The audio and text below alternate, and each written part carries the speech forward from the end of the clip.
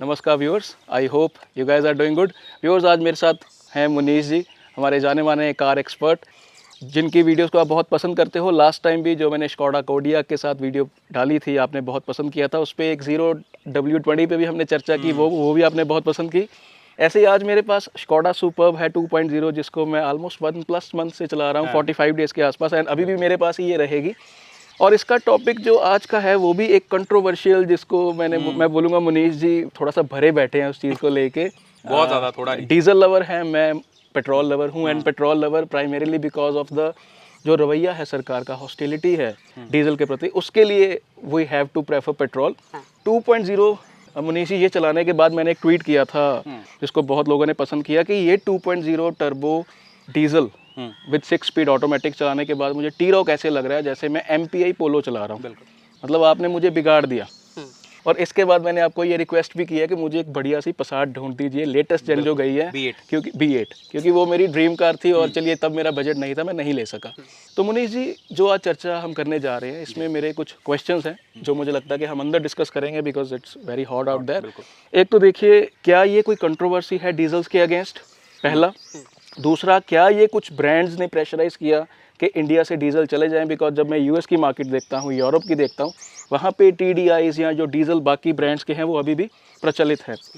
BS6 के जो diesels हैं, अगर उन्होंने वो BS6 को फॉलो कर लिया था और पर किलोमीटर के हिसाब से कोई इतना ज़्यादा फर्क भी नहीं है, एक डेटा के हिसाब से उसको कैलकुलेट कोई ज़्यादा फर्क भी नहीं है, तो क्या डीजल्स द्वारा नहीं आने चाहिए? और कल मैंने एक न्यूज़ भी देखी है जिसमें स्कोडा में, मुनीश जी, दे आर कंसिडरिंग कि शायद वो ऑक्टेविया या कोडियाक जो लेटेस्ट जेन आ रही है, वो कुछ ऐसी खबर ही थी yesterday I read on Twitter के TDIs में कम बैक। तो कहीं ये कोई लिटमस टेस्ट तो नहीं है? एक्चुअली सुंदरदेव जी, आयरनी क्या है इंडिया में सबसे बड़ी, वो ये है कि डीजल्स को फेस आउट करने का या बंद करने का या डीफैसिलिटेट करने का जो हमें रीजंस बताए जा रहे हैं, वो रीजंस वैलिड नहीं है। असल में रीजंस कुछ और हैं, तो वही हम बैठकर उसको डिटेल में बात करेंगे। चलिए, तो एक चीज़ काफ़ी मतलब कि एक होता है, चलो नेट पर डेटा तो एम्पल, अब आप जब वीडियोस देखेंगे तो क्रॉस चेक करने के लिए ऑब्वियसली जो हमारे सब्सक्राइबर्स हैं, काफ़ी जो नीच फॉलोइंग है और अवेयर हैं, वो जब फैक्ट्स को क्रॉस चेक करेंगे, बात वही आती है कि फैक्ट्स तो पढ़े हैं, बट उसको कंपाइल कैसे करना, उसको पढ़ना कैसे है, उसको पैरिटी के हिसाब से डिफरेंशिएट कैसे करना, ताकि वो एक फेयर कंपैरिजन बने। बिल्कुल। तो तब आप व्यूअर्स ये पाएंगे कि जो मार्केट में, खासकर इंडिया में, जो हमें रीजंस बताए जा रहे हैं पेट्रोल की तरफ शिफ्ट करने में, EVs की जगह शिफ्ट करने में, अगर जब आप इस शायद वीडियो के सीरीज़ के बाद में आप ये पाएंगे कि ये बहुत ही इलॉजिकल और बहुत अनफॉर्चुनेट चीज़ है।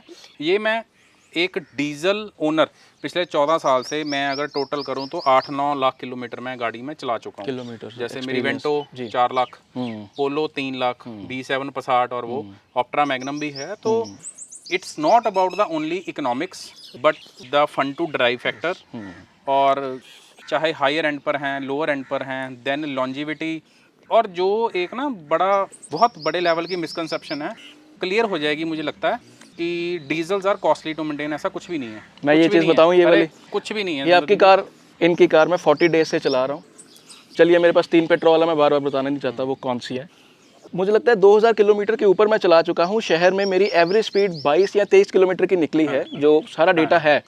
13.5-14 की फ्यूल एफिशिएंसी मुझे इसमें मिल रही है। एंड जब मैं अमृतसर गया था तो 19.5 की मैंने वो 400 किलोमीटर का ऑलमोस्ट ट्रिप था, उसमें निकाली है। तो इसका मतलब कि परफॉर्मेंस डीजल कार एक लग्जरी, ऑलमोस्ट लग्जरी सेगमेंट की लग्जरी है। तो ये तो मतलब मेरी पोलो से, टी-रॉक से भी सस्ती मुझे जेब में पड़ रही है। अब आप ये देखो ना, एक तो पहली बात तो ये देखो ना कि एक फेयर कंपैरिजन भी नहीं है दोनों का।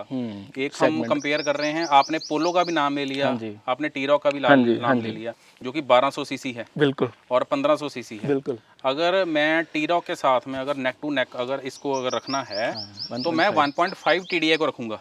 अगर टी-रॉक में भी DQ200 है तो उसमें भी DQ200 है, तो दोनों का टॉर्क अगर 250 है, पावर ऊपर नीचे, वो मैं फिर से कह रहा हूँ, अब नेक्स्ट कार मैं आपको अपनी वाली पोलो देने जा रहा हूँ 10-15 दिन के लिए, 20 दिन के लिए, आपका परसेप्शन ही बदल जाएगा। और मुझे लगता है कि जो व्यूअर कोरिलेट कर पा रहे हैं जिनके पास है, तो जब आपने वो लिख ली तब तो आपको ऐसा लग रहा होगा कि यार फ्यूल इकोनॉमी और रनिंग कॉस्ट 30-40% की बात है। मैं ये कहता हूँ कि एक फेयर पैरिटी, अगर मैं 1500 CC petrol versus 1500 CC diesel को रखूं तो ये जो फिगर्स है ना फ्रेंड, ये तो आधे आधे 50% का फर्क पड़ जाता है। डिस्कस गाड़ी में 50% बहुत मैसिव होता है। डिस्कस गाड़ी में करते हैं बाकी। हाँ, वो हम बैठ के करते हैं। चलो। काफ़ी शॉकिंग चीज़ें रहने वाली हैं, डेटा भी होगा, कंपाइलेशन भी है। मैं ये नहीं कहूँगा कि कोई होमवर्क किया है, बट ये ऐसी चीज़ें थी मुझे डे 1 से पता थी, इसके ऊपर कोई बात नहीं करता, ठीक है। और जब आप at the end of the video अगर आप पाएंगे तो आपको ये पता चलेगा कि असल में डीजल्स को हटाने का रीज़न कुछ और है, बताया कुछ हो जा रहा था, विच इज़ सिंपली अनफॉर्चुनेट। चलो चलते हैं।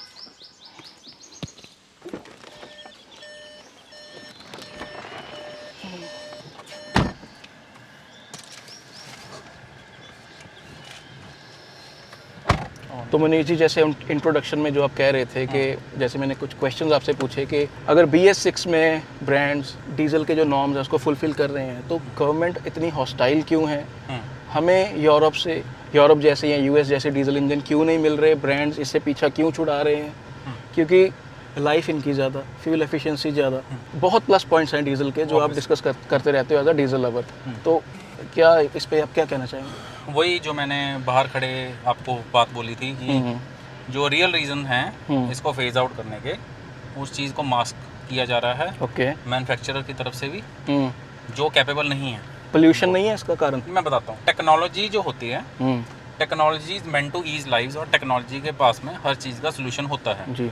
किसने सोचा था 2003 में कि 2007 में जब मारुति DDS के साथ में आएगी तो वाइप आउट ही कर देगी पेट्रोल को, सेल्स को। DDS इनका अपना था जो इनका फिएट से सिया था 1.3 जी 1.3 MGD। किसी ने नहीं सोचा था। बिल्कुल। 1970 में जब डीजल इंजन के एमिशंस आज के टाइम से 12 से 13 गुना ज़्यादा होते थे, उस टाइम किसने सोचा था कि 12 से 13 गुना क्लीनर हो जाएंगे? बिल्कुल सही। It is all due to the supplemented technology जी।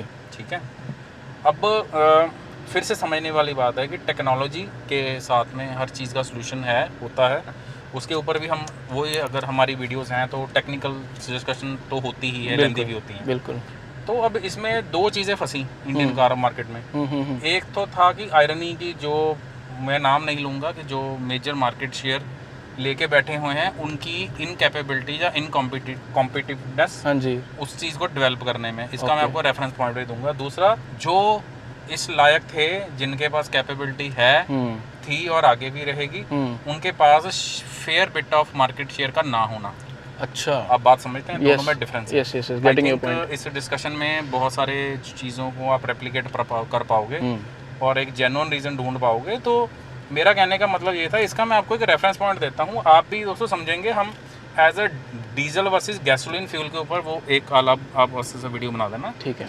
हुआ क्या, अगर आप थोड़ा सा 5-6 साल पीछे जाएं, ऑब्वियसली हमें भी पता है कि जो 55% मार्केट शेयर लेके बैठा हुआ है, ठीक है, और जो उसके बेस्ट है वो तो अभी भी डीजल इंजन के साथ में आ रहा है, क्योंकि उसकी कैपेसिटी थी जी, ठीक है, जिसकी जो CRDI category, CRDI category, without naming. अब जो 55% मार्केट शेयर लेके बैठा हुआ है, they never had diesel as their cup of tea. Why? आज तक अगर हम हिस्ट्री उठाएं, उन्होंने जो जेन डीजल के साथ में जो 1.9 लेके आए थे, वो भी उन्होंने फिएट से उठाया था इंजन, ओके, ठीक है। Because of the huge royalty they have to pay to the Fiat, every car they had to discontinue because price बहुत ऊपर जा रहा था, okay. नंबर एक। दूसरी बात, फिर जब 2007 में जो MJD 1.3 के साथ में, तब भी फिएट से लेना पड़ा इनको इंजन, रॉयल्टी उसमें भी जाती थी, ठीक है।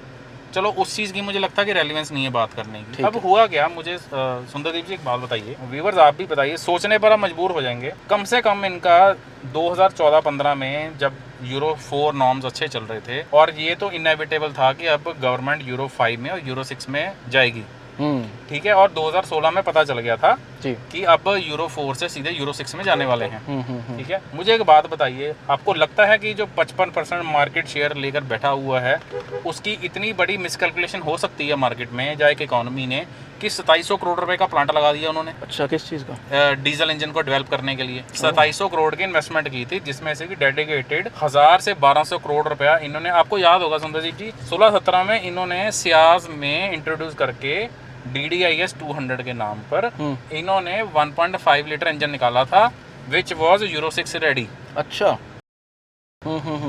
लास्ट लॉट, हाँ इन्होंने अपना, हाँ मोर जी। देन 1000-1200 करोड़ रुपए इन्होंने स्पेसिफिक उन इंजन को डेवलप करने के लिए इन्होंने लगाया था। ठीक है। अब जो व्यूअर्स देख रहे हैं मेरे इस बात से सहमत होंगे। अब बात होती है पागल बनाने वाली, मैं इतना वोकल क्यों होता हूँ, मैं क्यों इतना इमोशनल और वेग हो जाता हूँ, आप हंस रहे हैं इस बात को लेकर, बिकॉज वही है ना, जो असलियत में बात है वो बताई नहीं जाती। तो अब इसमें एक चीज आती है टेक्नोलॉजिकल एक्सीलेंस की, या जिन लोगों ने कभी R&D पर पैसा लगाया हो जी। वो तो जाने एक उसको बनाना कैसे है, सिर्फ पैसे से तो बात नहीं बनती। हाँ जी। इन्होंने 1.5 इंजन बनाया, डेवलप किया, रिवर्स इंजीनियरिंग, हाँ जी। ठीक है, नहीं रिवर्स इंजीनियरिंग नहीं, इन्होंने खुद में R&D में लगाया था, तो फ्रॉम द स्क्रैप बनाया इन्होंने, खुद का ब्लॉक सब कुछ जी बनाया। फिर अब इसमें मैं आपको एक शॉकिंग चीज़ें बताता हूँ, टेक्नोलॉजी की बात करते हैं। अब डीजल को क्लीनर बनाने के लिए 2-3 चीज़ें टेक्नोलॉजी में सप्लीमेंट हुई। डैट वाज अ टर्बोचार्जिंग, या जिसको हम CRDI बोलते हैं, common rail direct injection technology. Correct. Simple सा फंडा था, हाई प्रेशर पर फ्यूल को इंजेक्ट किया जाता था वाया इंजेक्टर्स, और एक EGR लगाया जाता था, एग्जॉस्ट गैस रिसर्कुलेटर, हाँ जी। जो कि 30% ऑफ द एग्जॉस्ट गैसेस को चैम्बर में वापस भेजता था उसकी कंबस्शन के टेम्परेचर को कम करने के लिए, ताकि नॉक्स के एमिशंस कम हो जाएं। ओके, गेटिंग योर ठीक पॉइंट। है, हाँ, जी। तो कहने का मतलब है टर्बोचार्जिंग, इंड्यूस्ड इंडक्शन देने के लिए, हाई प्रेशर फ्यूल इंजेक्शन और EGR। अब इससे ऊपर अगर कंबस्शन टेम्परेचर को कम करना था या एमिशंस को कम करने थे, तब DPF, SCR, DPF आपको पता है diesel particulate filter, SCR mean selective catalytic reduction, जो कि हम यूरिया सोल्यूशन और डेफ जो डालते हैं। ओके। इसमें एक सबसे बड़ा कैच था, आप मानोगे, these 2.0 TDIs they have done it brilliantly. जो अभी हम सुपर्ब चला रहे हैं ना, उसमें वो चीज़ लगी हुई है, ओके। जिस चीज़ में ये 55% मार्केट शेयर वाले फेल हो गए। ओके। उसमें एक और टेक्नोलॉजी जिसके ऊपर की कहते हैं ना कि मुंह पर टेप लगा देगी, वो थी water cooled air intake manifold. अच्छा। Water cooled air intake manifold. हाँ जी। तो अगर हम उस चीज को अगर हम एग्जैक्टली बात करें तो इसको कहते थे short runner air intake. Short runner छोटा। ओके। ठीक है जी। तो उससे क्या होता था कि कूलेंट की सप्लाई देकर इनटेक मैनिफोल्ड जहां से सिलेंडर में एयर एंटर करती थी उसको और ठंडा करके कंबस्शन टेम्परेचर को और कम करके, ताकि नॉक्स के एमिशन को 30 to 40% कम किया जाए। Correct. तो क्रक्स है एमिशंस का। आर यू ट्राइंग टू से द इंजन वाज फ्लॉड?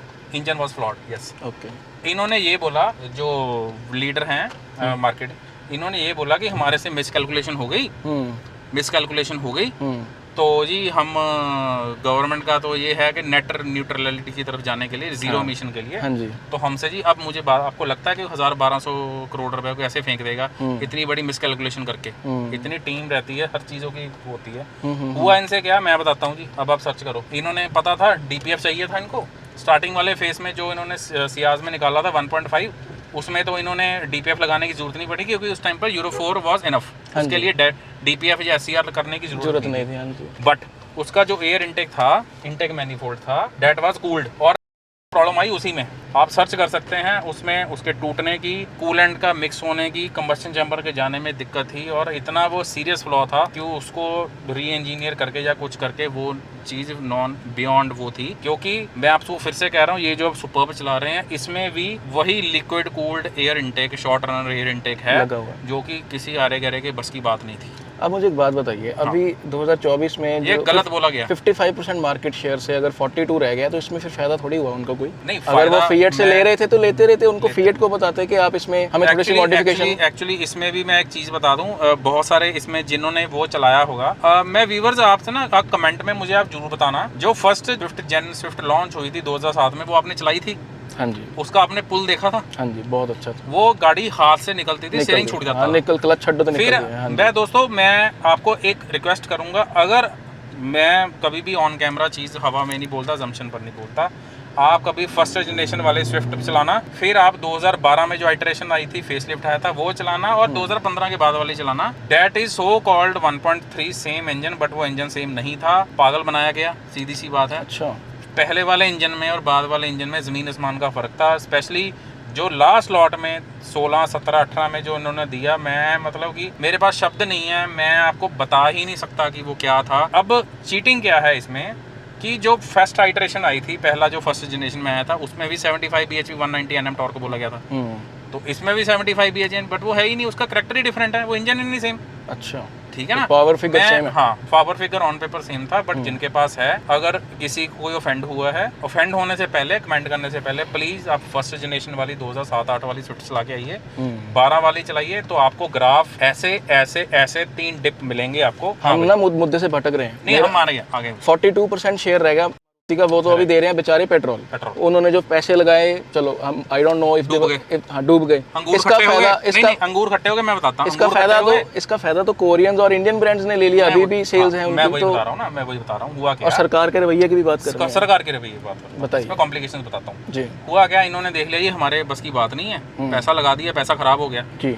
तब ऑब्वियसली मैं गवर्नमेंट को भी ब्लेम करूंगा। वही है ना कि जो मार्केट लीडर होता है उसका नैरेटिव सेट होता है। अच्छा, डीजल्स खराब, इतनी पावर होती है ना, इतनी की पावर तो इतना तो है होल्ड, सीधी सी बात है। जो 1980 से बैठा हुआ है ना, तो मार्केट वही ड्राइव करते हैं देखा जाए तो। एक होता है कि ब्रांड बन नहीं पाए छोटे, एक होता है तो उसको उठने नहीं दिया गया। ठीक है। दिक्कत ये होती है जब वो लोग ऊपर जाते हैं तो टांग से खींचा जाता है, नीचे होते हैं तो उनको बालों से खींचा जाता है। तो ये जो छोटे ब्रांड्स हैं, 1-2 मार्केट शेयर वाले, इनको इनके दोनों काम हुए। That is called negative publicity. अब उसमें मुझे कहना नहीं चाहिए, मैं एक रेफरेंस देना चाहूंगा। अभी रिसेंटली हम मिले भी थे उनको, तो it is all due to the unethical approach of so called journalism जो भी हो रही है। I am getting your point. हाँ, you are getting your point. तो ऐसा ये नहीं होना चाहिए। और दूसरी बात ये है कि मैं आपको मेन मुद्दे पर आता हूँ, हम इसको भटक गए थोड़ा सा। मेन मुद्दे पर ये आता हूँ कि जो नैरेटिव, ये नैरेटिव नहीं, जो रीज़न दिया गया कि डीजल इज़ नॉट क्लीनर, ऐसा कुछ नहीं है। मैं आपको 2-3 एक चीज़ें बताता हूँ विद फैक्ट्स। यस, डीजल में कार्बन ज़्यादा होता है।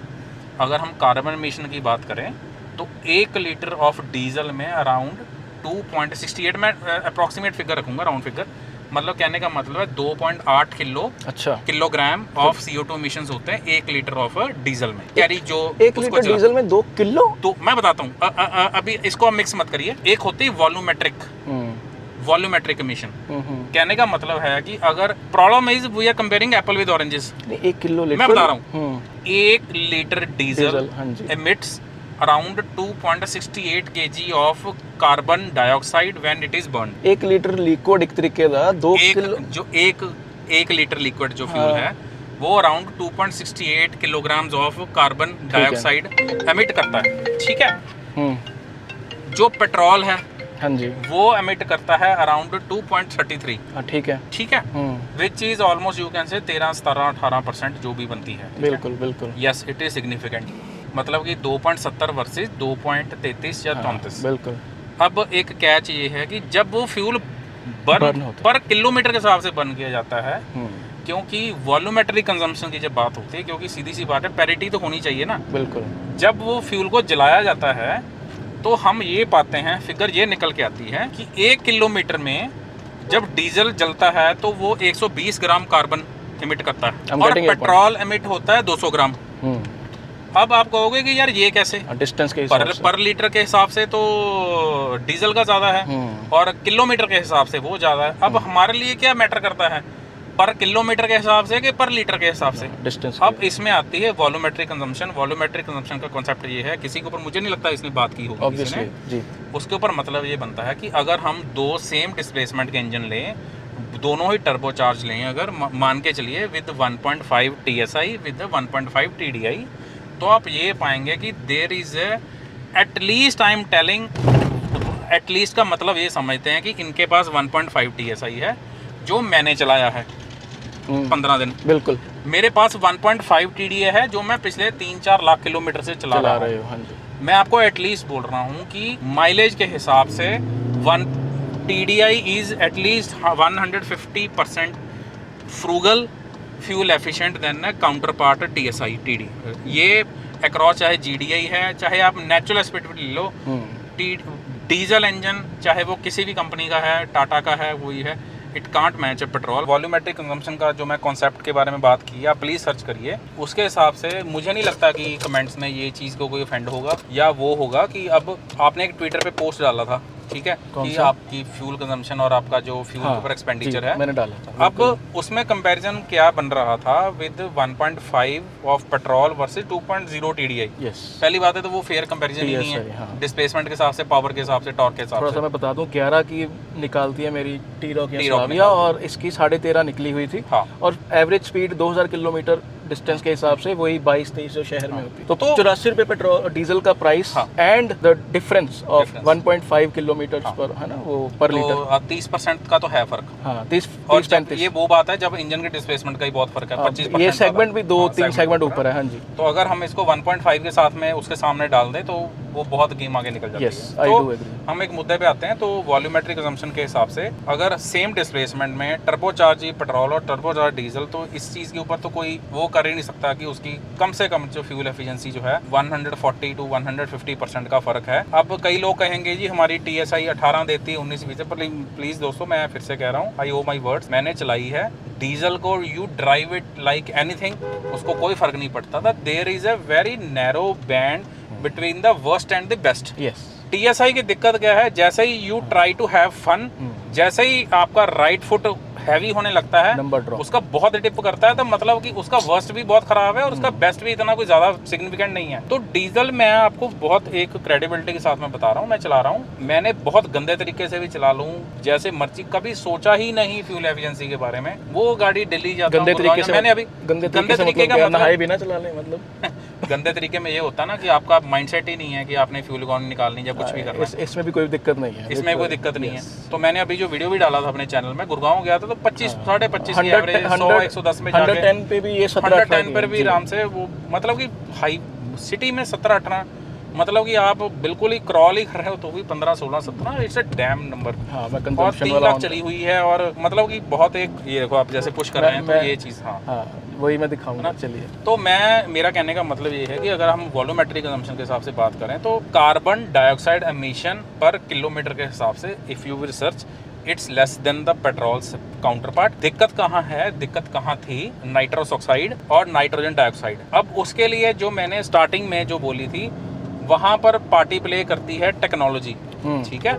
अब टेक्नोलॉजी की बात करें, मुझे आप एक बात बताइए, सोचने पर, चाहे वो गवर्नमेंट अथॉरिटी है, चाहे वो जो नहीं बना रहे वो हैं, मुझे बात बताइए, आज यूरो 6 के हिसाब से मैन्युफैक्चरर डीजल इंजन बना रहे हैं, Hyundai बना रही है, टाटा भी बना रही है, और आपका मल्टीजेट जो MJD 2.0 वो भी कंप्लाई कर रहा है, ये भी कंप्लाई कर रहा है, क्योंकि DPF और जो एयर इसका इनटेक मैनिफोल्ड है वो कूल्ड है, मतलब था। तो इसका मतलब ये है कि carbon dioxide emission and NOx emission और particulate matter is they are well complying with Euro 6। बिल्कुल, there was no never a दिक्कत, ठीक है। बात शुरू और खत्म कहाँ पर हुई कि जो है हमारे लीडर मार्केट के, मार्केट तो उनके हिसाब से चलेगी, ठीक है। जो कैपेबल थे, जिनके पास टेक्नोलॉजी है, उनका दबा दिया गया, ठीक है, ठीक है। अब बात निकल कर आती है कि इसका नुकसान क्या है, कि हमें ये बताया गया कि diesel is a dirty fuel. No, diesel is not a dirty fuel, diesel is a dense fuel. Diesel को अगर अच्छे तरीके से चलाया जाए, हाँ, non turbocharge diesel, then the game is dirty. Otherwise जब हम डायरेक्ट इंजेक्शन डीजल में लेके आते हैं, डीजल की जितनी कंप्रेशन रेशो है, डीजल को जो जलाने की टेक्नोलॉजी जितनी कॉम्प्लेक्स है, डीजल की प्रॉब्लम ये है कि डीजल बहुत, कहते हैं ना, वो बड़ा जिद्दी फ्यूल है, वो आसानी से नहीं जलता। आप ये फिनिश करोगे, मेरा क्वेश्चन है, फिनिश कीजिए। वो आसानी से नहीं जलता, उसको जलाने के लिए टेक्नोलॉजी के लिए उसको बहुत हायर कंप्रेशन रेशो रखनी पड़ती है। तो उसको आप मानोगे कि 6 to 7 पायलट इंजेक्शन होते हैं एक आपके स्ट्रोक में, 6 to 7 पायलट इंजेक्शन। हाँ, ओके जी। मतलब कि डीजल को इतने ज़्यादा 1200 मिली बार पर इतने बहुत ही फाइनली एटमाइज करके एयर में इतने अच्छे से मिक्स कर दिया जाता है कि जब वो जलता है तो वो टेल पाइप को छोड़ता ही नहीं है। अच्छा, ठीक है। और रही बात टेक्नोलॉजी की, तो टेक्नोलॉजी में तो ग्लोबली TDI चाहे टोयोटा, दे आर ऑलरेडी बड़े बड़े ट्रक्स हैं, फ्रेट लाइनर के चलते हैं, डीजल पे चलते हैं, तो वहाँ पर भी वही हवा, वहाँ पर भी वही एनवायरनमेंट, वहाँ पर भी ऑब्वियसली इंडिया से तो मच बेटर सिचुएशन है उसके कंप्लाई करने की। तो हाउ वी कैन डिफरेंशिएट कि यार टेक्नोलॉजी है हमारे पास, इसको बोलते हैं SCR को बोलते हैं स्क्रबिंग, ये स्क्रबर होते हैं, ठीक है। उसको ब्रेक डाउन करने के लिए ऑब्वियसली आपको पता होगा जो डेफ होता है, that is just a urea solution, उसको नॉक्स को ब्रेक डाउन करने के लिए।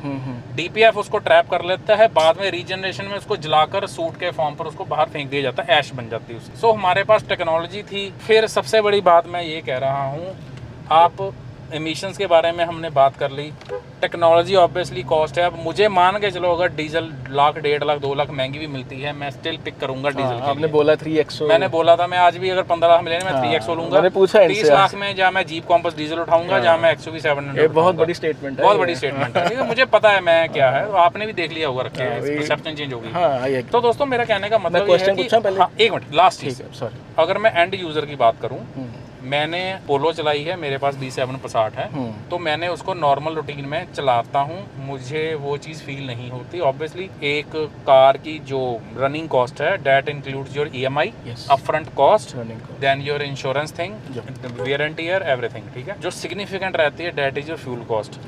मेरे लिए जो 2000 से 2500 किलोमीटर महीने की चलती है, जहाँ जिसकी 1500 2000 भी चलती है, उसके हिसाब से अगर मैं ये कहूँ कि सेम डिस्प्लेसमेंट पर if car is 150 to 170% higher fuel efficient, that is a significant thing. बहुत फर्क डलता है। प्लस जो फन टू ड्राइव फैक्टर है, लो एंड टॉर्क है, और जो लाइफ की भी बात करें तो वही 5W40 इंजन ऑयल पेट्रोल में डल रहा है, वही डीजल में डल रहा है। तो this is just a please, मैं आपको फिर से कह रहा हूँ, आई ओ माई वर्ड, कोई फर्क नहीं है मेंटेनेंस कॉस्ट का, 1-2 चीजों को छोड़ के। 4 फिल्टर उसी में डलते हैं पेट्रोल में, 4 फिल्टर डीजल में डलते हैं, थोड़े महंगे होंगे, 100 से 200 रुपए महंगे होते हैं, बिल्कुल। ठीक है, तो कहने का मतलब ये तेल वही डलना है, फिल्टर वही डलना है, तो मेंटेनिंग है डीजल इंजन कॉस्टली ऐसा कुछ नहीं है। ठीक है, मुझे पता है लॉन्जिविटी क्या है, क्योंकि डीजल इंजन स्ट्रॉन्गर होते हैं, क्योंकि उनको हायर कंप्रेशन रेशो संभालनी होती है, लाइफ अच्छी है, एजिंग नहीं होती, वेयर एंड टियर नहीं है, तो इट्स वेरी पेनफुल की जब मैं ये चीज़ रियलाइज। अब आप बताइए। देखो मेरे 2-3 क्वेश्चन एक्यूमुलेट मैं कहूँगा सुनते हो गए। जो बिग मास सेलिंग ब्रांड की आप बात कर रहे हो, उसका तो देखिए 2-3 साल में मार्केट शेयर ही 55 से 42 रह गया, पहली बात। तो उनको तो इवेंचुअली उनको फायदा ही क्या हुआ, they have lost a major chunk to Korean and Indian brands. दूसरी चीज़, शहर में मेरे पास देखिए फीडबैक आती रहती है, जो लोग कहीं डीजल ले लेते हैं उनको DPF की दिक्कत आती रहती है। ठीक है, वो कुछ प्रैक्टिसेस आप बताएंगे क्या फॉलो करनी है। तीसरा, ऐसा कौन सा प्रेशर बना दिया सरकार पे, जबकि Toyota, Mahindra, Tata and both this किया and Hyundai they are providing diesels. तो ऐसा कौन सा प्रेशर बन गया कि सरकार ने कोई ऐसा फैसला ले लिया, डीजल तो अभी आ ही रहे हैं। Yes, there is a hostility towards it. हम रोज कोई ना कोई बयान देखते हैं जिसमें कभी एथेनॉल पे चर्चा होती है कि 100% एथेनॉल होना चाहिए, हमें अपने इंपोर्ट्स कम करने हैं, EVs को लेके पुश है। तो ऐसा आप मुझे बताएंगे कि कौन सी ऐसी गेम बड़े ब्रांड ने खेली है कि? हाँ जी, इसमें गेम थोड़ी सी इंडिया से बाहर की भी हो जाती है। अच्छा, क्योंकि ऑब्वियसली वर्ल्ड वाइड जो ट्रेंड, ठीक है, अभी चाइना वो चीज BYD की हम बात कर रहे थे, एब्सोल्युटली, तो 45 लाख नैरेटिव्स, हाँ 45 लाख फॉर Atto 3। हाँ, अब नैरेटिव चेंज हो रहे हैं, बट आज तक यही हुआ है, चाहे वो टेक्नोलॉजिकली कोई भी सेक्टर में ले लो, तो अमेरिकन डिप्लोमेसी पर ही अच्छा सारा ट्रेंड फॉलो होता है वर्ल्ड वाइड। ओके,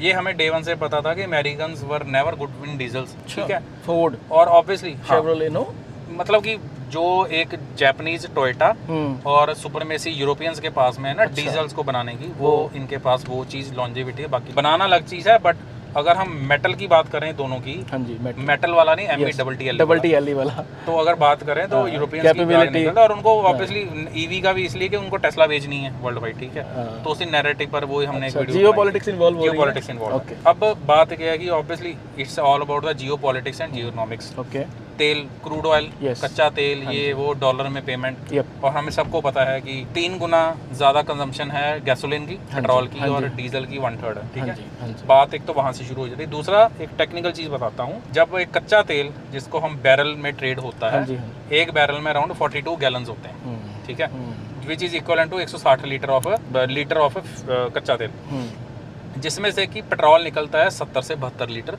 और 40 से 45 लीटर निकलता है डीजल। अच्छा, ठीक है, ये कंस्ट्रेंट जो ऑयल में डील करता है, जो कि डॉलर्स में पेमेंट होती है कच्चे तेल में, क्योंकि रिफाइनरीज जो हैं 160 लीटर बस, 160 एक गैलन में 160 लीटर कच्चा तेल होता है, उसमें से 70 से 72 लीटर पेट्रोल निकलता है और अराउंड 40-42 लीटर डीजल निकलता है, बाकी 15-20 litre aviation ATF air turbine fuel kerosene निकलता है। ठीक है, तो ओवरऑल पूरे ग्लोबल में जो अभी रिफाइनरीज उस हिसाब से क्लॉक कर रही हैं कि मेजर पोर्शंस वो निकालते हैं पेट्रोल। अब आप समझ रहे हैं कि जो रॉ मटेरियल है, वो ज्यादा पेट्रोल निकलता है। अब मुझे एक बात बताइए, अब आप कहोगे कि जब एनवायरनमेंट सस्टेनेबिलिटी की बात आती है, this is a very complex topic. जब एनवायरनमेंट सस्टेनेबिलिटी की बात आती है, उसमें 2 चीजें निकल के आती है। First is the exhaustion of A crude oil. हाँ जी, अपनी ज़मीन में से। हाँ जी। सेकेंडली जो मैंने वॉल्यूमेट्रिक कंजम्पशन की बात की थी, वो मुझे एक बात बताइए, एक पेट्रोल गाड़ी सेम सीसी में डीजल गाड़ी जो है 150% ज़्यादा फ्यूल वो है।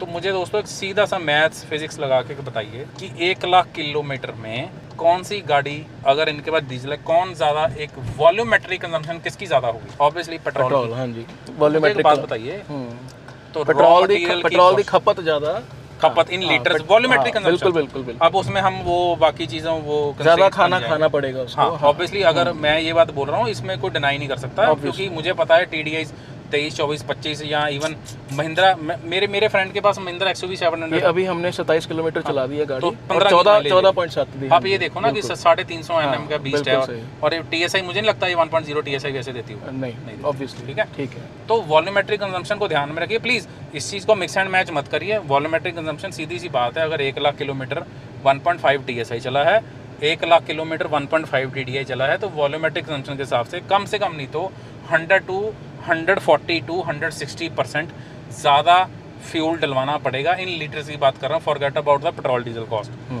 इस हिसाब से मुझे नहीं लगता किसी ने बात की या एक पॉइंट है, क्योंकि अल्टीमेटली जो रॉ मटेरियल है that is a crude oil, वो कितना परसेंट एक्सट्रैक्शन में प्रोपोर्शन डीजल की क्या है, गैसोलीन की क्या है, that is a separate topic.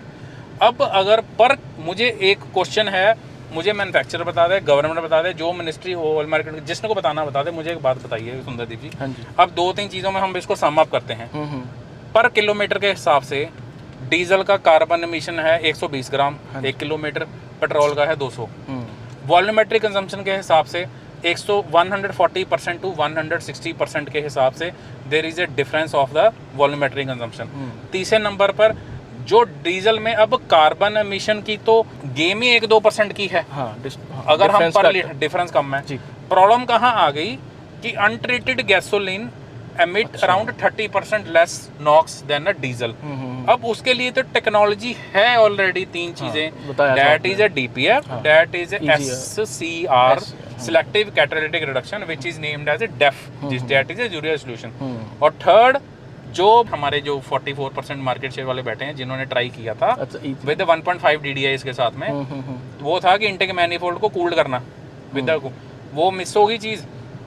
पता लगा जी पैसा ख़राब हो गया, नैरेटिव बना दो जी, ख़त्म, खुद निकल गए जी, हम तो पेट्रोल बनाएंगे, वो उस हिसाब से गवर्नमेंट भी नॉर्म्स भी। तो मुझे बताओ, हाउ आपको लगता है कि is it a valid point still रह गया है? आपको लगता है कि टेक्निकली कोई और वॉल्यूमेट्रिक कंजम्पशन प्लस बाकी चीज़ें और चीज़ें मिलाकर, मुझे कोई प्लीज़ अगर कोई है किसी के पॉइंट तो बता दो। मैंने एक बहुत पहले कैफे नॉर्म्स पे भी बनाई थी वीडियो, एंड जैसे कुछ फैक्ट्स आपने शेयर किए हैं, वो उसी में भी मैंने रीड किया था कि चलने में, डिस्टेंस में डीजल जो है वो एक्चुअल में कम फ्यूल वो है, अपना ज़्यादा कम पोल्यूट करता है। मतलब इसको एक वर्ड है वॉल्यूमेट्रिक कंजम्पशन। वॉल्यूमेट्रिक कंजम्पशन में अब मुझे एक बात बताइए, तो सीधी सी बात है, अगर एक हमारे रिसोर्सेज अगर लिमिटेड हैं, तो अगर क्रूड ऑयल से एक्सट्रैक्शन होती हैं, रिफाइनरीज मुझे नहीं पता किस हिसाब से सेट क्लॉक की गई हैं, तो मुझे एक बात बताइए कि एक गाड़ी 1,00,000 किलोमीटर पे अगर 150 गुना ज़्यादा पेट्रोल फूक रही है डीजल काउंटर पार्ट के अलावा, यार मुझे हाउ इट इज सस्टेनेबल यार? इसको जस्टिफाई कौन करेगा? मेरा क्वेश्चन है, देखिए चलिए वो हाइब्रिड अपनी आ रही हैं, मेरा अभी मैं डीजल पे रहना चाहता हूँ। आपने बताया कि एक क्रूड ऑयल जो अपना होता है, अपना बैरल में से कुछ उसमें पेट्रोल निकलता है, कुछ डीजल निकलता है। तो अगर डीजल पेट्रोल दोनों निकल रहे हैं, तो इसमें जियोपॉलिटिक्स कैसे इन्वॉल्व है? क्योंकि डीजल भी तो बेचना है ना उन्होंने। मैं आपको एक बात बताता हूँ ना, ये भाई डीजल, अगर डीजल और पेट्रोल में ऑप्शन होगी तो डीजल कोई नहीं ले रहा, इसलिए उसको डीजल को सप्रेस किया जा रहा है। देखो ऐसा होता है ना, अगर डीजल, पहली बात है, अगर डीजल इतना खराब होता तो सबसे पहले ट्रांसपोर्टेशन पर भी गाज खींचती। इसमें मुझे अभी 407 चल रहा था, बुरा हाल था उसका, अनट्रीटेड वो था, सारा काला, वो नहीं, सारी सड़क इंजेक्शन कोई फ्यूल इंजेक्शन टेक्नोलॉजी ने उसके ऊपर कोई बात नहीं करता, ठीक है। ग्लोबली तो ये गाज खींचती है, एंड एवरेज कंज्यूमर गाड़ियों पर, क्योंकि हराम का पैसा तो उनके पास में सिर्फ, ठीक है। अब जो आपने बात करी है डीजल, इजी टारगेट्स हैं। देखो ऐसा होता है कि जो रिफाइनरी होती है उसमें वाया डिस्टिलेशन, जब क्रूड ऑयल जो होता है उसी से ग्रीस निकलती है, ठीक है, मराइन ग्रीस, मराइन चीज़ें निकलती हैं। जब उसको हम 35 to 200 डिग्री तक जब लेके जाते हैं, तो मैं आता है कि पेट्रोल को निकालना आसान है थोड़ा। अच्छा जी। पेट्रोल को निकालना आसान है क्योंकि 35 से 200 डिग्री के बीच में पेट्रोल डिस्टिलेशन में निकलना शुरू हो जाता है। ठीक है। तो डीजल के लिए बॉइलिंग पॉइंट अचीव करना पड़ता है 200 से 250 डिग्री का। तो अब एक तो निकालने की कॉस्ट कम, एक्सपेंसिव। हाँ जी। अब आपने कहा कि डीजल और पेट्रोल में पैरिटी, अब मुझे बात बताइए, आप एक रिफाइनरी ओन कर रहे हैं। हाँ जी। ग्लोबल डिमांड जो है, मान के चलिए 2006 में 150 billion litres of gasoline consume हुआ और 50 बिलियन डीजल। अब बताइए आपका शिफ्ट किसकी तरफ रहेगा, जो आपका माल ज्यादा बिकता है। ऑब्वियसली आप अपनी रिफाइनरी को भी उस हिसाब से क्लॉक करोगे। हाँ जी। और उसको निकालना भी आसान। हाँ जी। मैंने क्या कहा था कि जो असल में रीजन है डीजल को फेस आउट करना, वो पोल्यूशन और वो चीजें नहीं है, वो प्रॉब्लम है पीछे से। अब जो right from the extraction, yes, जो कच्चे तेल में ट्रेड हो रहा है डॉलर्स, वही डिक्टेट करेगा, क्योंकि ultimately it's and product, raw material is a कच्चा तेल। इट्स ऑल अबाउट द, मुझे प्लीज, अगर कोई सुन रहा है, मुझे 2-3 पॉइंट की क्लैरिटी दे दो प्लीज, जो व्यूवर्स हैं। फर्स्ट चीज है वही वैल्यूमेट्रिक। हाँ जी, वैल्यूमेट्रिक सेकंड कंजम्पशन। हाँ जी। CO2 एमिशन पर, मुझे लीटर के हिसाब से नहीं चाहिए। हाँ, डिस्टेंस के हिसाब, मुझे किलोमीटर के हिसाब से चाहिए। बिल्कुल, बिल्कुल। वो को जस्टिफाई कर दे। जो नॉक्स की और NO2 की प्रॉब्लम है, जो डाइऑक्साइड की और नाइट्रस ऑक्साइड की प्रॉब्लम है, उसके लिए 3 टेक्नोलॉजीज SCR, DPF और ये थी cold air intake short throw. वो भी अगर मैं झूठ कह रहा हूँ तो प्लीज़ आप करिए। तो अगर हमारे पास टेक्नोलॉजी है, yes I know technology comes with the cost, but अगर वो मुझे 150% फ्यूल सेविंग में अगर कन्वर्ट हो रही है, मैं अगर आपको ये कहूँ कि सुंदर जी मुझे 1.5 से 2 लाख रुपए एक सेगमेंट में पहले एक्स्ट्रा खर्च दो, बट अगर आपने एक साल में 50,000 का तेल फूका तो आपके फ्यूल कॉस्ट 20-25 हज़ार रहेगी। तो और fun to drive factor, fun to drive diesel वाला पुल नहीं को देता। एक सेकंड 80, ये इसकी कोई लिमिट नहीं है, ये है घोड़ा। 40 तो 3-4 सेकंड की हैंडलिंग देखो। मैं एक बात बताऊं, मेगा जॉउल में एनर्जी की बात करूं, 1 लीटर पेट्रोल और 1 लीटर डीजल में मेगा जॉउल में एनर्जी डेंसिटी डीजल में बहुत ज़्यादा है, इसलिए ट्रांसपोर्टेशन में डीजल यूज होता है। इसलिए लो एंड डीजल के एक बेचारे का एक डिसएडवांटेज था, इस बेचारे की किस्मत खराब डीजल की, एफिशिएंट इसकी एक दो नहीं, इसका बेचारे का एक डिसएडवांटेज था, एक तो इसको जलाना मुश्किल है, तो टेक्नोलॉजी चाहिए। अब उस टेक्नोलॉजी को डेवलप करने के लिए लगाए पैसा, एक्सपर्टाइज हमारे जो ग्लोबल सॉरी ये जो है हमारे इंडिया का, उसके पास एक्सपर्टाइज नहीं है, उसकी कैपेबिलिटी नहीं है, वो बना नहीं सकता। तो उन्होंने कहा जी लाई हमने हाथ खड़े कर दिए, नाम दे दिया जी government is facing towards zero this net emissions. इसकी वजह से यार तुम्हें 2700 करोड़ लगाने से पहले नहीं पता था, अब तुमने पैसा लगाकर तुम्हारा डूब गया, जब तुमसे नहीं बना यार, तुमने मार्केट रूल ही बदल दिया, गेम ही बदल दी, रूल नहीं बदला, गेम ही बदल दी जी। हम तो ये खेलेंगे, अब उसको फॉलो करे गवर्नमेंट, उसको फॉलो करे लोग। यार मैं एक डीजल लवर, मैं वो थ्रिल को मिस करता हूँ। मुझे आज के टाइम पे मेरे पास ऑप्शन नहीं है, मुझे 24-25 की इकोनॉमी की आदत पड़ चुकी है। अब यहाँ पर लोग कमेंट करेंगे जी हमारा पेट्रोल तो जी 18 की एवरेज था, 20, भाई तुम चलाते भी कैसे हो? 70-80 पे पंजाब को फिक्स करके थोड़ा सा दबाओ तो सही उसको, बहुत ड्रॉप होती है, दबाओ तो सही।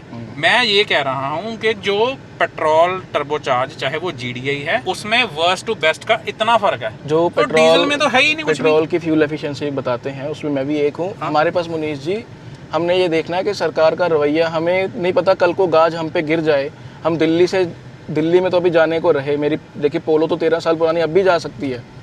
जो रूल्स अभी हरियाणा गवर्नमेंट, कल को हिमाचल भी कह देगा, कल को उत्तराखंड जो पहाड़ी अच्छे साफ़ सुथरे पहाड़ी इलाके हैं वो कह देंगे नहीं जी डीजल कार जो है BS4 BS6 ना आए यहाँ पे, उसके कारण लोग पेट्रोल की तरफ, वो आप वाली बात है कि नैरेटिव सेट हो गया। एक मुनीश जी मेरा एक क्वेश्चन है, जियोपॉलिटिक्स मैं चलिए ट्वीट भी करता रहता हूँ इसको लेके, जैसे टेस्ला थी सबसे पहले EV में नंबर 1 थी, BYD ने I don't know have they reverse engineering what ever they have done, blade technology use कर रहे हैं, सब कुछ टेस्ला के बराबर का ही ब्रांड वो BYD ने, मेरा पूरा क्वेश्चन सुनिए, BYD ने EVs में भी टेस्ला को या तो बराबरी कर दी है, और चाइना में तो वन साइडेड गेम हो गई है। चाइना EVs को लेके फ्रंट रनर बनता जा रहा है, जिसका आप पढ़ते होंगे खबरों में भी कि US ने ड्यूटीज़ लगा दी हैं कि आपको जी सरकार मदद कर रही है। यूरोप इज़ ऑल्सो वरीड कि हमारे ब्रांड्स तो यहाँ पे ऐसे तो इनका सुपड़ा साफ हो जाएगा। तो आपको लगता है कि ब्रांड्स फिर जो है US के यूरोपियन कार ब्रांड्स, वो एक EVs को लेके अब हॉस्टाइल हो जाएंगे, उल्टा नैरेटिव बनाएंगे कि नहीं भाई ये तो प्रैक्टिकल सोल्यूशन नहीं है। एक्चुअली इंडिया में प्रॉब्लम क्या है कि एक चीज़ को बढ़ाने के चक्कर में भी 10 रीजंस आ जाते हैं एक पर्टिकुलर टाइम में, और उसको बर्बाद करने के लिए भी 10 रीजंस आ जाते हैं एक अलग टाइम फ्रेम में। I agree. तो एक वक्त होता था जब ईवी एक दो लोग बनाते थे तो ईवीज खराब थे, ये थे वो थे। अब सभी को गेम में आना है, ठीक है, सभी लाइन में खड़े हैं, तो फिर बताया जा रहा है कि ईवी ये ऐसे वैसे वैसे। तो मेरा कहने का मतलब है जब डीजल्स को लेके आना था, पेट्रोल को, अब पेट्रोल भी बेचारा माड़ा हो गया, विलेन तो पेट्रोल भी बना हुआ आज के टाइम पे। बिल्कुल बिल्कुल। अब तो विलेन कौन है सबसे बड़ा? तो पेट्रोल है, पेट्रोल भी, डीजल को तो मार दिया आपने। बिल्कुल। तो इट्स ऑल द जियोपॉलिटिक्स, ठीक है। बट मैं आपको फिर से कह रहा हूँ, मैं आपको एक बहुत बड़ी स्टेटमेंट देता हूँ। नहीं, जियोपॉलिटिक्स अभी भी आप कह रहे हो कि US and Germany they want us to buy EVs, क्या यूएस वांट, यूएस आने वाले टाइम देखो। अच्छा। अब समीकरण बदल गए हैं। अब जैसे चिपसेट मार्केट में, हाँ जी, चाइना ने ड्राइव किया है, हाँ जी, क्वालकॉम हुआवे ने किसी टाइम पर वक्त डाल दिया था एप्पल के ऊपर, अच्छा, ठीक है। आने वाले टाइम में ईवीज में भी यही होगा। BYD is going to be the next king. 25 lakh Atto अरे 3। अरे बहुत वो, मैं तो 3 दिन से उसी के बारे में सोच रहा अल्टीमेटली मैं तो ये कह रहा हूँ कि अल्टीमेटली कंज्यूमर का फायदा होना चाहिए। तो अगर हाँ, ये बात देखो, सही है। टेक्नोलॉजी का एक मोटिव होता है एंड कंज्यूमर को फायदा देना, बिल्कुल। जो दे रहा है वो करे, ठीक है। अब मैं ये नहीं, लेकिन ये फिर हमारे कुछ व्यूअर्स कहेंगे कि आप कॉन्ट्रडिक्ट कर रहे हो। आपने ईवीज पे एक वीडियो डाली थी जिसमें वी वर वेरी वोकल के, नहीं मुझे ठीक है, जिसमें खुद मैंने तो ये कहा था कि टियागो लेनी चाहिए। हम एक काम करते हैं, हाँ जी, हम एक काम करते हैं, मैं कहता हूँ हम लिथियम एक्सट्रैक्शन पे नहीं जाते, हम कॉस्ट पे नहीं जाते, हम वारंटी पे नहीं जाते, फाइनल प्रोडक्ट पे जाते हम मुझे बस एक दो चीज़ों का जवाब दे दो। मैं फिर से कह रहा हूँ दोस्तों, एक समीकरण environmental condition XYZ factors, Gurgaon में, दिल्ली में अलग, पंजाब में अलग, हिमाचल में अलग, वहाँ पर अलग, ठीक है। मुझे दो चीज़ों का जवाब चाहिए, अगर वो दे सकता है तो दे। Number 1, are we power surplus nation? Number 1। Second, जो हमारा पावर जनरेशन का बुके है, मुझे उसकी कंपोजिशन बता दीजिए। आप बेसिकली ईवीज का उस संदर्भ में कह रहे हैं कि जो कोई अफोर्ड कर सकता है वो ले ले, वो ले ले। बट अगर आप इस माइंडसेट के साथ में ना चलिए कि हम ये एनवायरनमेंट के लिए कर रहे हैं, ऐसा कुछ नहीं है, ठीक है। मुझे ये बताइए कि देखो, थर्मल मोर देन 68-70% थर्मल का है। हाँ जी। तो जो भी ईवी वाले हैं, अगर देखो, अगर कमेंट पे करना है तो प्लीज जाइए, तो इनडायरेक्टली आप कोले पे गाड़ी चला रहे हो। और अगर हम इसको पैरिटी लेके देखो, सीधी सी बात है, ये सच्चा है, सुंदर जी, सच्चा है, ठीक है। तो आप कोले पे गाड़ी चला रहे हो, और एक काम करिए, अब अगर कंपैरिजन करना है ना, तो एक काम करिए, फिर आपको याद होगा पहले लोकोमोटिव्स कोले पे आते थे, तब जब डीजल पे डाला गया तो ये बोला गया कि पर किलोमीटर के हिसाब से कोला 4 गुना ज़्यादा एमिट करता है डीजल से। तब रीजन था डीजल पे जाने का। अब इंडिया में तो देखो, ये तो मानते हो ना कि 70% मार्केट शेयर थर्मल एनर्जी का कोले से बनती है। सच है कि झूठ है? मुझे ना नहीं, मुझे ये बताओ, सच है कि झूठ है? सच है। तो अल्टीमेटली जिस बिजली से चार्ज होगी तो गाड़ी तो आप कोले पे चला रहे हो। नंबर 1, ट्विटर पे एक मीम था जिसमें ना वो हस्बैंड सो रहा है और उसकी वाइफ कह रही है कि ये पता नहीं क्या सोच रहा है, और वो सोच रहा है कि जो प्लास्टिक का डायनासोर है वो तो असली डायनासोर से बना है, क्योंकि डायनासोर जब डीकम्पोज हुआ तो वो फिर पेट्रोलियम बना, फिर पेट्रोलियम से प्लास्टिक बना, तो प्लास्टिक से डायनासोर। तो ये कोल पे एकदम से मुझे वो चीज आ गई कि ईवी जो चला रहा है वो कोल पे चला रहा है, ठीक है। देखो, अगर झूठ है तो मुझे बताओ कि इस पे बात कौन करता है। दूसरी बात ये है कि देखो, मैं तो पंजाब की बात करता हूँ, मुझे नहीं पता बाकी का क्या है। मजा बड़ा आता है। मुझे एक बात बताओ, किस चीज़ का? ईवी का चला के। चलो, बात तो सस्टेनेबिलिटी की हो रही है ना। ईवी का क्रक्स क्या है? ईवी का लाने की जरूरत क्या पड़ी? ये जो हल्ला मचा हुआ है ना, रनिंग कहने का मतलब ये है कि अब पहले तो मुझे बताओ कि are we power surplus nation? No, अभी तो है ही नहीं। अभी तो हमारी डोमेस्टिक कमर्शियल ही नहीं पूरी हो रही, बहुत सारे। आप प्लीज आप ऑफेंड मत होइए, हम we are not talking about factual बात है, वेरी फैक्चुअल। टायर 1 टायर 2 की मैं बात कर रहा हूँ सिटीज की। वहाँ पर आप लोग कहेंगे हमारे तो लाइट नहीं जाती, बट आप थोड़ा सा बाहर निकलिए, टायर 2 के बाहर जाइए। मैं अपनी भी बात कर रहा हूँ, ठीक है। कोई ऐसा दिन नहीं होता पावर कट नहीं लगता, गर्मी, ठीक है। तो अल्टीमेटली पावर कट कब लगता है? 2 चीज़ों की वजह से, या तो टेक्निकल ग्लिच हो सप्लाई में, या फिर जब उस चीज़ को ट्रिगरिंग और ये लोड शेडिंग तब की जाती है जब लोड ज़्यादा हो, तो मतलब आपके पास सप्लाई नहीं है। बिल्कुल, हाँ, चलो तो वो तो ठीक है। तो अभी इसका आप क्या सोल्यूशन देखते हैं फ्यूचर में? जैसे सबसे बड़ी न्यूज़ जो थी कल, सबसे बड़ी न्यूज़ जो कल थी कि Skoda they are reconsidering the TDIs। तो मतलब मेरे तो मुँह चो ना खुशी गाल निकल गई भाजी, सॉरी फॉर दैट। मतलब कई बार बड़ी खुशी होती है जिमें वर्ल्ड कप जीत गए है ना, ਇਹ ਐਕਸਟ੍ਰੀਮ ਖੁਸ਼ੀ ਦਾ ਪਲ ਹੁੰਦਾ ਤੇ ਮੈਂ ਆਪਣੇ ਆਪਾ ਖੋ ਲੈਂਦਾ। ਤੇ मुझे TDI वर्ड सुन के I just read it again कि यार TDI मतलब it is making a comeback after 4-5 years, because अभी तो ऑडी वगैरह में भी नहीं दे रही है ना। तो ये है कुछ ऐसे बनता जा रहा है ऐसा प्रेशर कुछ सरकार पे कि TDIs को या डीजल को ओवरऑल एक पता क्या इतना हॉस्टिलिटी ना दिखाएं, देखो कोएग्जिस्ट करने दें देखो इनको। हिस्ट्री निकालते हैं, जब इंडस वैली सिविलाइजेशन का टाइम था तो क्या उनका ड्रेनेज सिस्टम था, क्या सिस्टम था, तो कभी नहीं सोचा था कि वो चीज़ नहीं रहेगी। तो कहने का मतलब ये वो वक्त भी नहीं था, 2004 वाला वक्त भी नहीं रहा जब ये कहा गया था डीजल तो खत्म हो गए, जब टाटा इंडिका बनती थी बिल्कुल बिल्कुल, उसके बाद किसी ने नहीं सोचा था कि डीजल की रेवोल्यूशन आएगी। तो कहने का मतलब ये है कि समीकरण बदलते रहते हैं। तो एक मैन्युफैक्चरर की सिर्फ अपनी इनकॉम्पिटेंस की वजह से मार्केट को ख़राब नहीं करना चाहिए, मुझे ऐसा लगता है।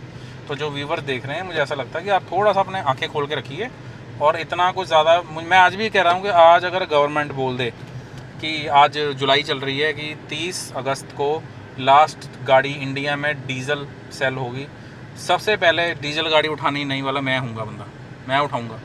क्योंकि देखो पता है, देखो हाँ दिस इज मुझे पता है कि क्या मैं क्या बोल रहा हूँ, क्योंकि बहुत सारे रीजन हैं। इट्स नॉट जस्ट, आप ये मत कहिए कि मुझे सस्ते की आदत है। फ्यूल कॉस्ट भी है, fun to drive, low end torque, longevity, एक पुल की आप मतलब कि इट्स अ वेरी एक ना बड़ा कंजर्वेटिव पैकेज रहता है diesel engine.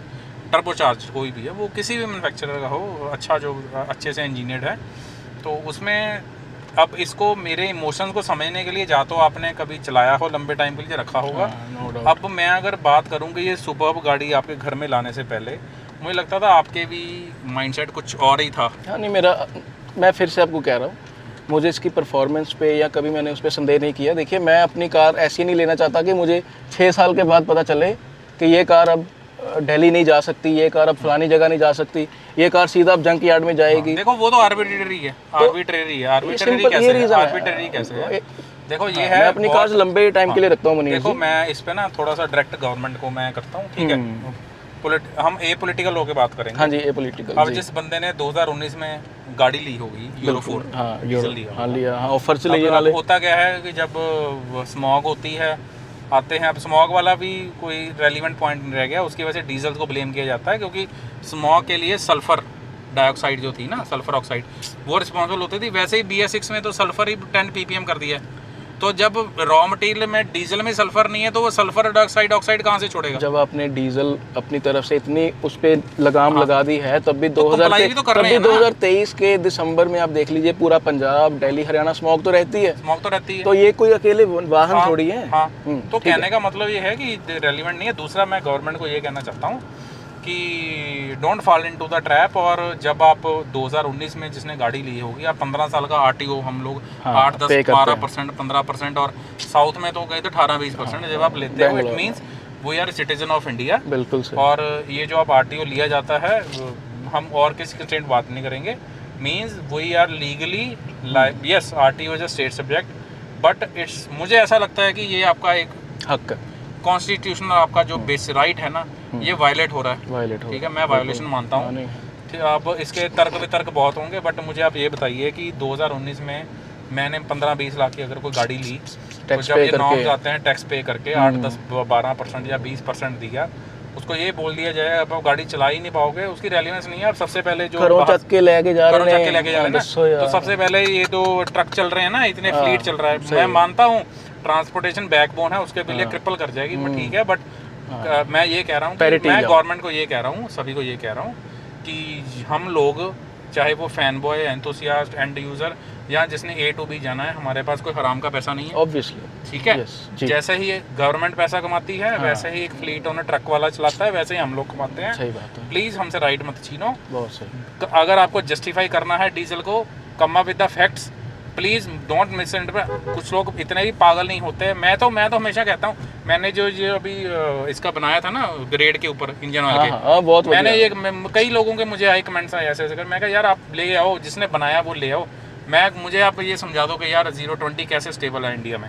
I am shifting to 5W40 after my cars are out of warranty. This is a statement, and once I'll be doing that, I'll show that also. हाँ, देखो एक simple सा फंडा please बता दो, एक मिनट लगेगा। DBG series या CRR सीरीज जो 2 लीटर TDI में आई, ये वाला जो है Passat, superb, Tiguan, Kodiak, same engine, ऐसे डब्बा आता था, टिगुआन में लग गया, कोडियक में लगा। मुझे ये बताओ, हाउ स्कोडा में 0-30 हाउ Volkswagen में 540, इसका आंसर दे दो। हाँ, ये मुद्दे से भटक रहे हैं, मुद्दे से भटक रहे हैं। हाँ, डीजल वाले पे आ जाओ दोबारा। डीजल वाले पे ये आ रहा हूँ कि यार मैं मैन्युफैक्चरर को भी बोल रहा हूँ, गवर्नमेंट को, यार प्लीज़ थोड़ा रेलिवेंट चीज़ों के ऊपर आइए। डोंट थिंक कि वही 140 करोड़ पीपल आर फूल, ठीक है। कुछ होते हैं हमारे जैसे पागल भी होते हैं, बिल्कुल, जो रिसर्च कर लेते हैं। हाँ जी, रिसर्च कर लेते हैं, बिल्कुल सही। मेरा तो डायरेक्ट क्वेश्चन है, अब यार मुझे पार्टिकुलेट मैटर उन चीज़ों में नहीं पढ़ना, मैं सिर्फ ये कह रहा हूँ कि यार आप सीधे बोलोगे टेक्नोलॉजिकली ये 3 टेक्नोलॉजी अवेलेबल हैं, क्या वो काम कर सकती हैं? यस, वो कर रही हैं, वर्ल्ड वाइड कर रही हैं यार, बड़े बड़े ट्रकों पे, पता है। आप वीडियो प्लीज़ फ्रेट लाइनर की कैट की वीडियोज़ निकालना, बड़े बड़े ट्रक है, इतने इतने बड़े बड़े DPF लगे होते हैं, लाल हो जाते हैं बिल्कुल जल के जब ऐश निकालते, रीजनरेशन, सच है ब्यूटीफुल टेक्नोलॉजी यार, करो यूज, लो पैसे यार। मैं कहता हूँ सेम गाड़ी मेरे से ले लो, 2-3 लाख रुपए लेना, ले लो इकट्ठे, पंजाबी में कहावत है कि इकट्ठे पैसे देते नहीं चुभदे, रोज तेल पौन लगे चुभदे यार भाई। बिल्कुल सही। DPF की शहर में एरर जो आती है उसका क्या किया जाए? फ्रीक्वेंट है ये, मेरे कुछ केमिस्ट दोस्तों ने भी कंप्लेंट की। DPF वो चाहे देखो, एक कॉन्सेप्ट आता है रेव क्लीनिंग का। अच्छा जी। ठीक है, DPF कुछ नहीं होता, DPF को रीजनरेट भी होता है, बट उसको आप एक छोटी सी प्रैक्टिस है, रीजनरेट को तो कभी प्रॉब्लम नहीं आएगी, कुछ नहीं करना। डीजल इंजन का सीधा फंडा है, उसको रगड़ो जितना रगड़ सकते हो, ठीक है। DPF अगर आप, जिसके पास DPF वाली गाड़ी है, मैं डेफ की बात नहीं कर रहा, जिस गाड़ी में DPF लगा है, एक बड़ा मैं गोल्डन टिप दे रहा हूँ, जरूर हफ्ते 10 दिन में एक बार 100 की स्पीड पर, जितनी आपकी क्रूजिंग स्पीड है, उसको 2 छोटे गियर्स में चला लो। कहने का मतलब है उसका जो टेम्परेचर है, इंजन स्पीड, सॉरी RPM है, टेको है, उसको आप 3032 में रखो।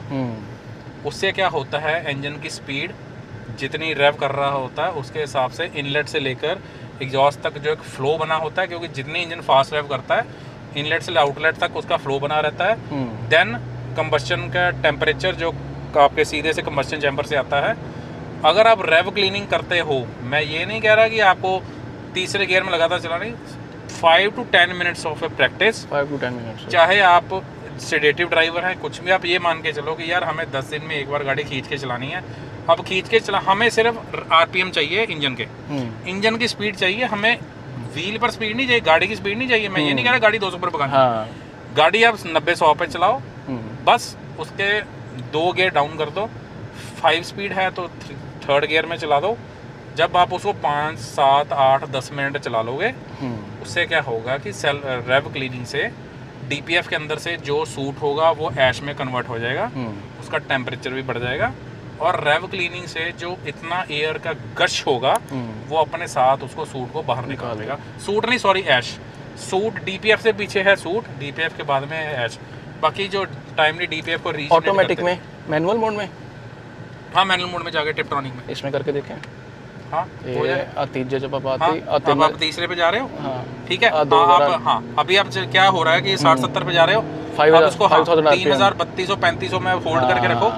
तो इससे ये अभी जो पॉइंट है, अभी आप देख रहे हो कि गाड़ी जा रही है 90 पे, और इसने 32-33 होल्ड कर रखा हुआ है। इससे ये होगा कि ब्लो ही इतना ज़्यादा होता है, इंडक्शन इंड्यूस्ड प्रेशर इतना ज़्यादा होता है इंजन में, जितनी कार्बन है उठा के बाहर फेंक देगा। इंजन की आवाज़ भाई 2.0। आपको मैं फन वाली बात बताऊं, हाँ जी, कई बार ना मेरे चाचा जी जो अभी 1.5 TDI चलाते हैं ना, हाँ जी, वो 10-15 दिन बाद मुझे कहते हैं यार गाड़ी ना दब के चल रही है यार, थोड़ा इसको करी सेट। अच्छा, उनको ऐसा लगता है मैं कंप्यूटर से लगा के सेट करता हूँ, मैं कुछ नहीं करता जी। अच्छा। मैं सिंपल उसको गाड़ी को लाता हूँ, तीसरे गियर में 100 में चलाता हूँ, उसकी जान निकालता हूँ, 4000 RPM पर, स्पीड मेरी 80-90 रहती है। पीछे से गाड़ी ना बुलबुला धुआं छोड़ती है काले रंग का, वो धुआं इंजन का नहीं है, वो जो बीच में जमा होता है ना, क्योंकि डीजल की प्रॉब्लम ये है, डीजल का जो सूट रहता है ना, वो जो आपकी इनर लाइनिंग डायमीटर है ना सलेंसर का, पाइप का है, जो एग्जॉस्ट का है, वहाँ पे जमता रहता है, उसका डाया छोटा होता रहता है, ठीक है, उससे सांस नहीं आता। तो अगर हम उसको कभी कभी रेव क्लीनिंग करते हैं, तो अब यहाँ पर मिट्टी है, इसको उड़ाने के लिए मैं क्या करूँगा, हमें बस यही करना है। अब हम मुंह से तो फूक नहीं मार सकते ना, तो हमने फूक मरवानी इंजन से। रेव क्लीनिंग करो, DPF वाले गोल्डन रूल, 3000-3500 में होल्ड करवाओ 5-7 second, you are good to go, कुछ नहीं होगा। 5-7 सेकंड की ज़्यादा, थोड़ी देर, 5-7 मिनट, 5-7 मिनट ना, 5-7 मिनट, मतलब कहने का मतलब 5-6 किलोमीटर, बस 60-70 की स्पीड पे दूसरे तीसरे गियर में रखो, 3000 टका के रहो, DPF सेट है। कुछ और कहना चाहोगे कि कंक्लूड कर दिए? देखो कंक्लूड कर दो, बाकी प्लीज़ तो आप ही कंक्लूड कर दो। बाकी ये कहेंगे कि सपोर्ट करते रहो, ठीक है। इंटरेस्टिंग, मैं हमेशा, मैं कभी भी assumption पर हम बात नहीं करते, इंटरेस्टिंग टॉपिक होता है।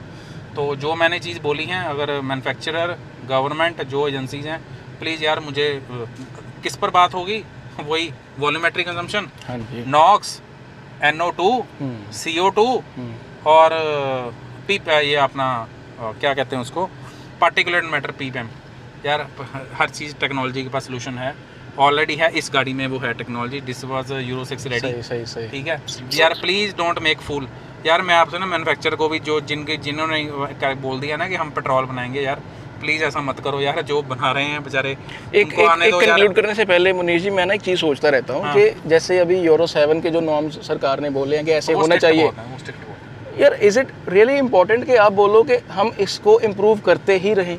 मतलब क्यों एक अगर हम कुछ खाना खा रहे हैं तो इवेंचुअली देखो उसका कुछ वेस्ट तो होगा, निकलेगा, राइट? सॉरी फॉर द आई से very bad example, but that's true. आप बोलोगे नहीं ऐसा कुछ खाना बनाओ कि वेस्ट निकले ही ना, तो वैसा तो नहीं हो सकता। तो एक साइंस या एक फिजिक्स ही है कि एक डीजल और पेट्रोल जब फूकेगा वही कुछ तो निकलेगा। गवर्नमेंट का ब्लंडर क्या है, उसको एक जगह पे रुक जाओ ना यार आप। हम है वेग। इंडिया में प्रॉब्लम ये क्यों आई, इस टाइम ह्यूमन का क्यों मचा हुआ है कि सबसे बड़ी प्रॉब्लम थी कि यूरो 4 से यूरो 5 को स्किप करके सीधे यूरो 6 पे जाना। वाई? प्लीज यार मुझे एक बात बताओ, मैं आपको एक 5 मिनट लूंगा और ले लीजिए। अब मेरे को एक आग लगी है, बैटरी भी है और मेमोरी भी है। मुझे एक बात बताओ यार, are you a developed nation? Can you compare European things and standards with India? Not yet. आपके घर में जो रूल्स है, क्या वो मेरे घर में भी वही रूल्स हैं? और आप क्या सरकार यूरोप जैसे चला रहे हो? एक मिनट चलो, मैं इंडिया से बाहर वालों को, मेरा डायरेक्ट मैसेज है वेस्टर्न कंट्रीज को, बड़े कंट्रीज को, आप लोगों ने 6000, 7000, 8000 सीसी इंजन, V8, V12 तेल फूक के बेड़ा गर्क कर दिया एनवायरनमेंट का। आपने जब अपना घर बनाना था, आपने तोड़ फोड़ करके बहुत गंद मचाया। जब आपका बन गया, जब दूसरा हम जैसे नेशंस की बारी आती है डेवलपिंग, तब आप ह्यू एंड क्राई मचाना शुरू कर देते हैं। यार व्हाट इज दिस? अब ऑब्वियसली जब आपने कोठी बनाई है, उसमें भी धूल उड़ी है, मैं बना रहा हूँ यार, मुझे बनाने दो, बनाना ही, घर तो बनाना अब शो डाल रहे हो आप तो बना बैठे। तो मेरा कहने का मतलब है, ये जो डेवलप्ड इकोनॉमीज हैं, इन्होंने भी डेवलप्ड होने के प्रोसेस में बहुत पोल्यूशन किया भाई। आप लोग दूध के दुले नहीं हो, प्लीज हम जैसी कंट्रीज को ज्ञान मत दो। मैं गवर्नमेंट को भी बोल रहा हूँ यार, अपने आप को उस हिसाब से अलाइन मत करो। आपकी अपनी स्ट्रेंथ है, आपके अपने चैलेंजेस हैं, उसके हिसाब से चलो, ग्रेजुअली चलो, डोंट बी वेग, ठीक है? क्योंकि ये लोग कभी किसी के हिसाब से नहीं चले, तो हमें भी अपना इतना कब तक मॉरल स्टांस रखना चाहिए, ठीक है? और automobile sector obviously we are having very, बहुत बड़ा बुके है हमारा मिडिल क्लास का। तो मैं गवर्नमेंट को ये कह रहा हूँ कि यार आप जियो पॉलिटिक्स के साथ में जियो इकोनॉमिक्स भी देखो, अपने देश के अंदर की बातें। मेरे लिए एज अ मिडिल क्लास, बहुत सारे व्यूवर्स इस चीज़ पॉइंट को रेलिवेंट देखेंगे, वो ये देखेंगे कि गाड़ी लेने से लेकर गाड़ी को बेचने तक का एक मेजर पोर्शन रहता है फ्यूल का, ठीक है? मिडिल क्लास के लिए वो चीज़ें मैटर करती हैं यार। Please don't make it beyond affordability के। यार मैं आपको एक छोटा सा फंडा बताता हूँ क्या हुआ, 2 चीज़ें बताता हूँ। मेरे पास जो पोलो है 1.5 मेरे चाचा जी चलाते हैं, he is a gazetted officer. तो वो पिछले 2 साल से चला रहे हैं, हर 15,000 महीने की 5,000-6,000 किलोमीटर गाड़ी चलती है। तो मैंने अपने फूफा जी को वेंटो लेके दी 1.0 TSI ऑटोमेटिक। तो मैंने कहा ये आप 1 हफ्ते के लिए चलाओ इसको। तो उन्होंने मेरे को 30 दिन गाड़ी वापस कर दी। कहते भाई चाबी ले ले। मैं क्या हुआ? कहते ये तो मेरे कपड़े उतरवा देगी मुझे। कहते ऐसे ही बोला उन्होंने। कहते ये तो कंगाल। मैं कही क्या हुआ? वो कहते यार, कहते साला मैं जितने का तेल हफ्ता चलाता हूँ, ये तो 3 दिन में पेगी। मैं कहा गाड़ी दे चलाई होगी। कहते मैं तो यार वही 80-90 पे चलाता हूँ। मैं कही फर्क। कहते यार 16-16.5 की एवरेज है इसकी, ठीक है? कहते वो मेरे को 24-25 देती है। तो यार guys, can you imagine a difference of 8 to 9 kilometre पर लीटर? 84 रुपये 100 रुपये का फर्क और 12 रुपये यार फर्क। प्लीज यार, अब इस चीज में ना पैसा यार फर्क पड़ता है, बहुत मैटर करती है। और वो कहते हैं यार वो ज्यादा भागती है, फन टू ड्राइव भी है, लॉन्जेविटी भी है। रही बात रिलायबिलिटी की, यार वो मैं अपने आप को तो क्या बताऊं, वो गाड़ी 3 लाख से ऊपर चली है, उसने कभी तेल पानी के अलावा कुछ नहीं मांगा उसने, ठीक है? तो ये चीज़ है। दूसरा, मैं आपकी टी-रॉक लेके गया, ठीक है? मैंने इनको कहा कि मैं 15 दिन के लिए चलाऊंगा। मैं भी TSI, क्योंकि मेरे मन में चल रहा था कि मैं वटस नहीं निकलवा लूंगा 1.5 TSI। ठीक है। मैं लगता है 5वें-6वें दिन आपको वापस कर गया था 7 दिन में। मैंने कहा जी थैंक यू जी, बहुत होता आप पकड़ो इसको। मैं नहीं चला सकता। गाइज कैन यू इमेजिन यार, मैं उनको चलाई है वही 11.5, 12, 13 और पसाट मेरी जो B7 है वो 17-18। यार मतलब मैं I am not criticising, you have spended money, but fact will remain a fact. यार डीजल्स के अगर एक नुकसान है ना, उसके 10 फायदे हैं। प्लीज़ इसको सिर्फ कॉस्ट का मत देखिए, fun to drive, reliability, longevity, you just name attribute, it's there in the diesel. Petrol नहीं मैच नहीं कर सकता अनटिल अनलेस वो बहुत बड़ी डिस्प्लेसमेंट है, V6 है, V8 है, वहाँ पर गेम डिफरेंट हो जाती है। अच्छा चलो, जो अपने 1.0 TSI और 1.5 पे वीडियोस डाली हैं वो डिलीट कर दें। नहीं देखो यार, देखो बाकी technical is a different thing, but यार बहुत फ़र्क है।